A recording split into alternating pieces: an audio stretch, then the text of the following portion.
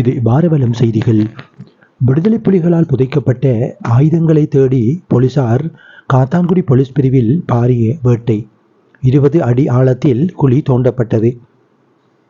இனி விரிவான செய்திகள். மட்டக்களப்பு காத்தான்குடி போலீஸ் பிரிவுக்குட்பட்ட மண்முனை பிரதேசத்தில் வீடொன்றின் வளவினுள் ஆயுதங்கள் புதைத்து வைக்கப்பட்டிருப்பதாக கிடைக்கப்பட்ட தகவலை அடுத்து இன்று பாரிய அளவிலான தோண்டும் நடவடிக்கைகளை போலீசார் மேற்கொண்டனர்.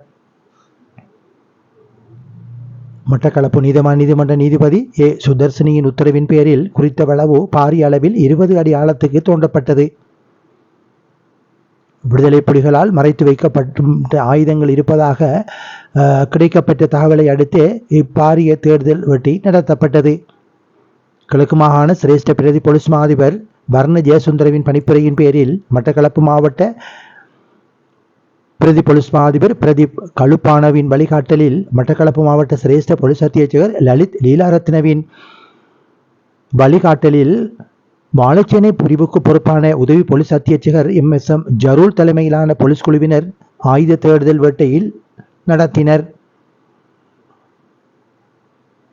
போலீசார் விசேட அதிரடிப்படையினர் கே ரவிச்சந்திரன் தலைமையிலான சொக்கோ தடவியல் போலீஸ் பிரிவினர் குற்றப்புலனாய்வு பிரிவு அதிகாரிகள் உட்பட பலரும் இச்சோதனை நடவடிக்கைகளில் ஈடுபட்டிருந்தனர்.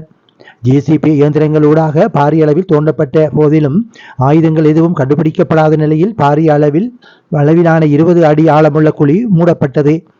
காலை 10 மணி முதல் பிற்பகல் 5 மணி வரை இந்நடவடிக்கைகள் மேற்கொள்ளப்பட்டமை குறிப்பிடத்தக்கது.